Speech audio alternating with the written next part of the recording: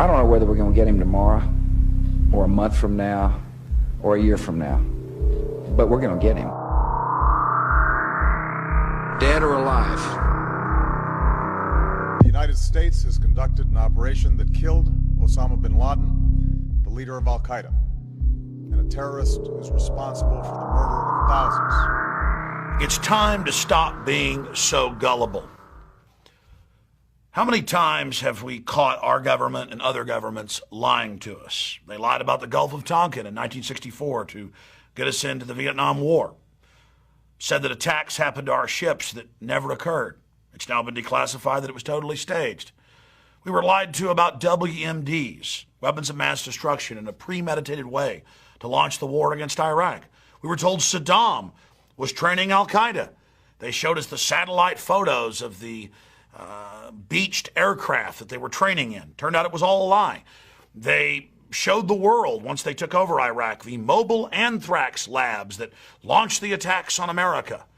Turned out it was a super U.S. government strain and launched out of Fort Detrick, Maryland. And the anthrax mobile labs were British hardware sold to the Iraqis on record that were for pumping up hydrogen balloons to direct artillery during the Iran-Iraq war years before. The point is, they premeditatedly lie to all of us. They lied to us about Private Jessica Lynch. Remember that whole story?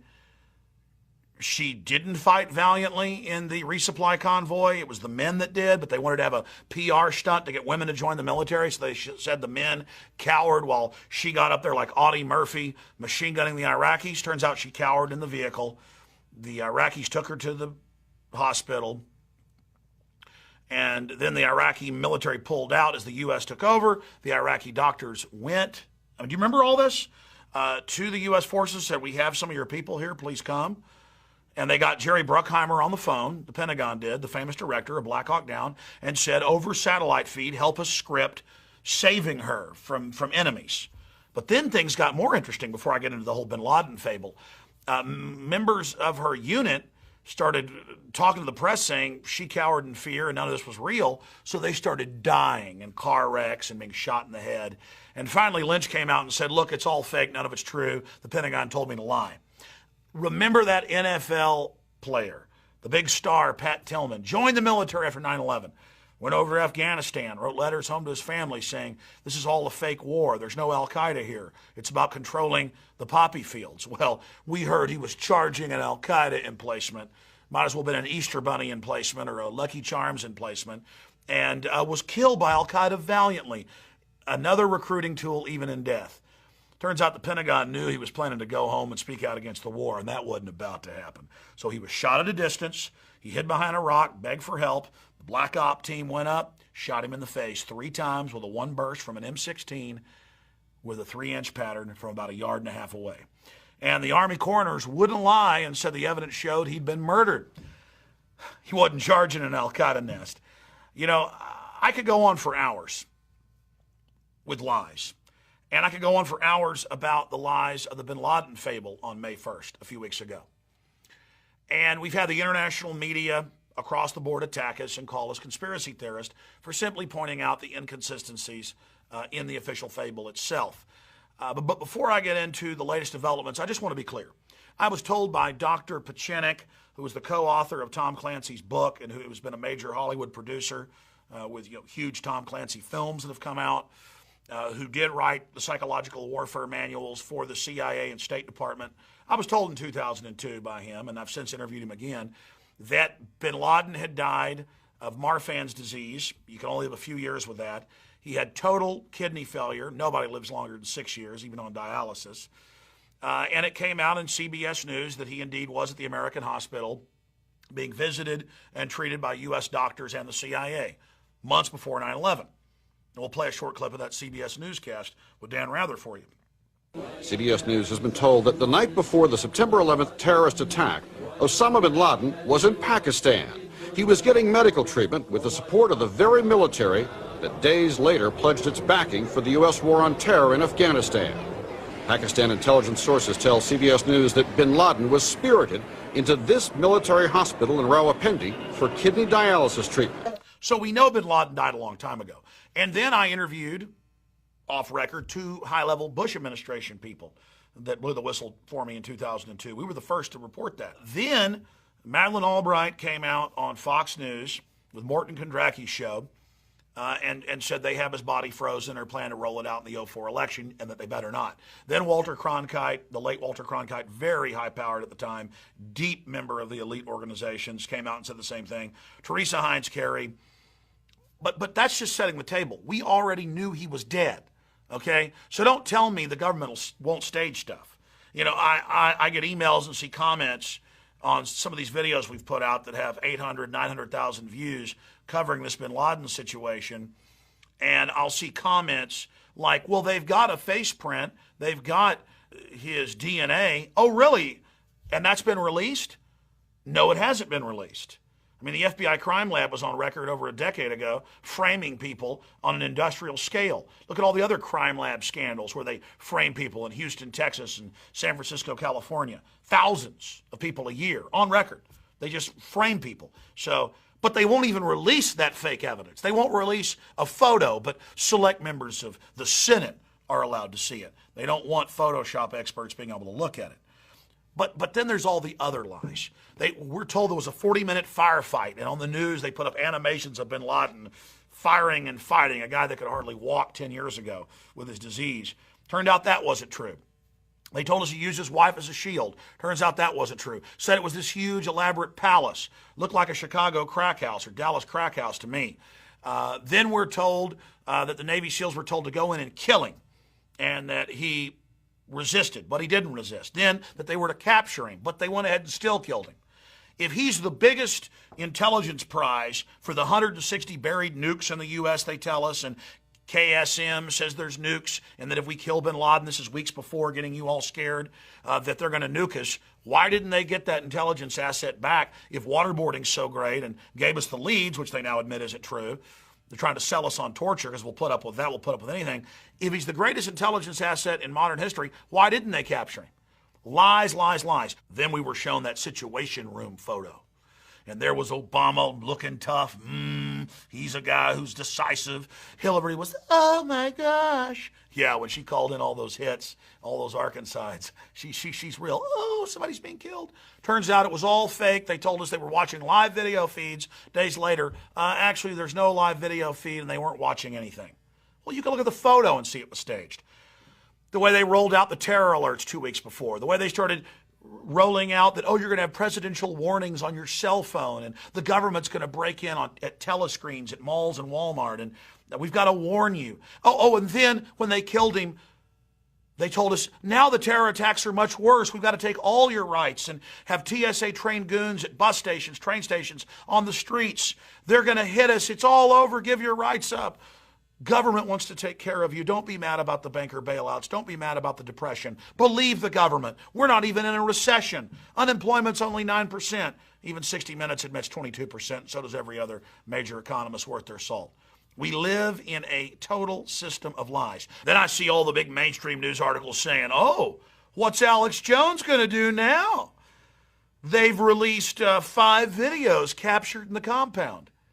And all of the, quote, new videos but one, and we've written articles about this and show the still images side by side, are previous bin Laden videos that were released many years ago. And notice he never ages. And we have the CIA admitting last May that they have released fake bin Laden videos before in the Washington Post. So we have a government that lies to us constantly, admits they've made fake bin Laden videos. We get the 5 new videos, and they're all recycled videos. And so folks wouldn't notice that as much, because all they did was change some of the color tint on it in the chroma controls of the video editor. They didn't release audio on the new ones, because you can even watch the lips move with the old videos. It's not just the same old video, it's the same audio. So they didn't release that. That's how lazy they are. That's how stupid they think you are. Lie after lie after lie after lie after lie in your face to sell you this. And it's not just of the 5 videos that 4 of them are old recycled videos. It's not just that they didn't just release fake videos years ago. They also released re-edited real clips of bin Laden from 99, 2000 saying that they were new. They've been caught over and over doing this. No, a known front group for U.S. intelligence run by the daughter of a top Israeli spy, the SITE group, affiliated with the Intel Center that's been caught putting out fake bin Laden and Al-Qaeda and Adam Gaddan videos before, comes out with the so-called new videos and confirms that, yes, Al-Qaeda agrees with Obama. They did kill bin Laden. Remember Governor Ridge, the former head of Homeland Security 2 years ago, put out a book admitting that they'd issued fake terror alerts for political gain? That's all the new terror alert system is about. That's all the calls for domestic internal passports are for, and now expanding the TSA to all transportation. This is a total takeover of our society, while the crooks that run Washington are selling us out to the big mega banks that have stolen $27 trillion and counting, mainly foreign banks. They're busy telling us to submit to their corruption and oppression, or the bad men wearing the scary turbans and beards are going to get us. This is nothing but pure theater. The videos are fake. They've been released by groups that openly are on the payroll of the Pentagon and who have been caught putting out disinfo before. The one video that is new is bin Laden from the side watching himself on TV.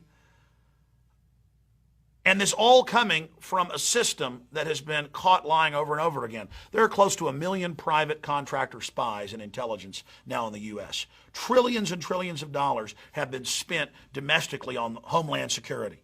This is the military-industrial complex creating a market to take over every industry in America and to now come out with no travel, no fly list, where there's no judge, no jury. They just put you on the list and tell you that you can't own a gun if they say, no judge or jury. That's being announced by Rahm Emanuel, Chucky Schumer, all these people. And Amtrak's coming out and saying, we agree, please start searching everybody, make people get government permission to even be able to get on a train. This is the Reichstag 2.0. And this was done as a desperate kickoff for Obama's re-election campaign that they've kicked off so he can carry out the globalist agenda. In closing, I want to go to the heart of the matter. We've seen White House advisors, former Clinton advisors like Robert Shapiro, openly write articles for the Financial Times of London and other publications. We've seen neocon writers in big syndicated columns talk about how much we need a new 9/11 to expand the empire and the domestic crackdown so the political ruling class can continue their criminal activity. They know they're in trouble. They know they've committed all these crimes and stolen all this money. So they need this supposed outside threat, so we'll stand down and let them take over our lives. This is all a trial balloon, this bin Laden rollout to stage new terror attacks. As they've told you, more liberty has to be given up now that the terror leader's supposedly been killed. And terror attacks are imminent, including nuclear.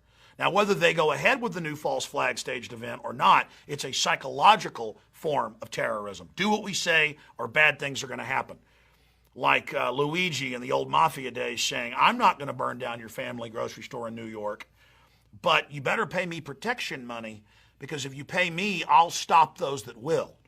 And then if you don't pay him the protection money, he lets his cousin, Fredo, a.k.a. Osama bin Laden, the known admitted CIA asset, come burn down your grocery store. Or at least he says his cousin did it. It's very simple. And they are test marketing right now massive new stage terror attacks to use this whole Homeland Security grid against the American people. Remember, 2 years ago, law enforcement, FBI, federal marshals, state police sent me Homeland Security reports, state police reports, where 90+% of all anti-terror training is for Ron Paul supporters, in the fetters, people that want the Second Amendment, those that want to control our borders, people that want American sovereignty and are against this outside banking cartel takeover. It's that simple. So they're getting ready to stage new terror. They are testing you to see if they can get away with this. So please warn everyone you know, because this republic is in deep trouble. And the terror threat is a manufactured threat to menace the people. I'm Alex Jones. Don't give up your liberty. The spirit of 1776 can save this republic. Thank you for watching. Visit Infowars.com and PrisonPlanet.com. When you're on the site, you can also tune in 24 hours a day to my daily radio broadcast. There's also a free iPhone app to listen to the syndicated radio show when and where you want.